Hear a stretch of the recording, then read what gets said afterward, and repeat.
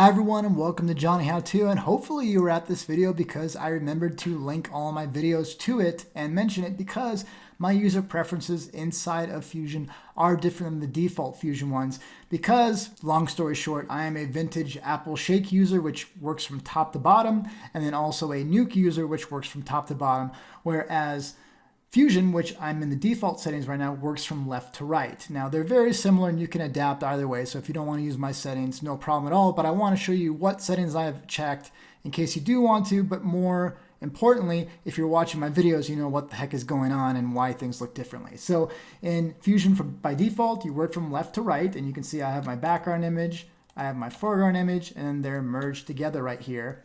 And so I'm going to show you the changes that I would make. So I'm going to go up to File and then Preferences.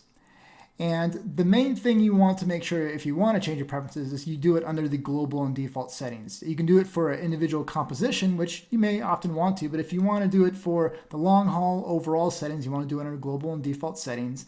And the first one I'm going to go to is Flow. And this is where the majority of changes are going to take place. Now, there's a lot of settings here. Obviously, I'm just going to talk about the main ones just so what you see on your screen matches my screen.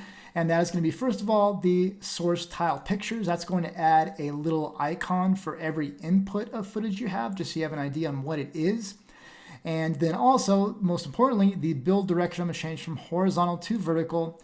I'm going to scroll down slightly more because inside of Fusion, if you want to drag the inputs to and from and things like that, they have to be spot on perfectly. You don't have any room to just let go close by and it snaps to it, which is not really how Nuke works and how Shake works a little bit. So I'm going to up the link grab distance to probably 10 or above. I'm going to go ahead and just do 10 and stick with that. Once you have your settings set up, oh, one more thing. Let's go into user interface. I'm going to say use gray background interface. That seems like a very minor thing. You're not going to see it right away. All these settings that you change, you have to restart in order to see.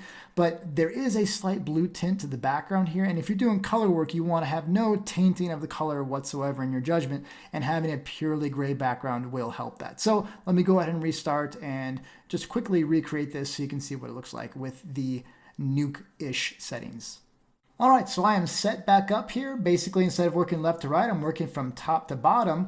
And the only other thing that I didn't mention that I'll often have already set up when I start a video is I tend to not use these two viewers at the same time. I may change my mind as I go along, but right now I typically tend to use only one, so I'm gonna click on single viewer. And with that, that's pretty much the settings that I'm using, trying to mimic a Apple Shake or Nuke workspace. Again, don't need to use the same settings, but now when you're watching my videos, you have an idea on what's going on. All right, thank you very much for watching. I'll see you on the next Johnny How To.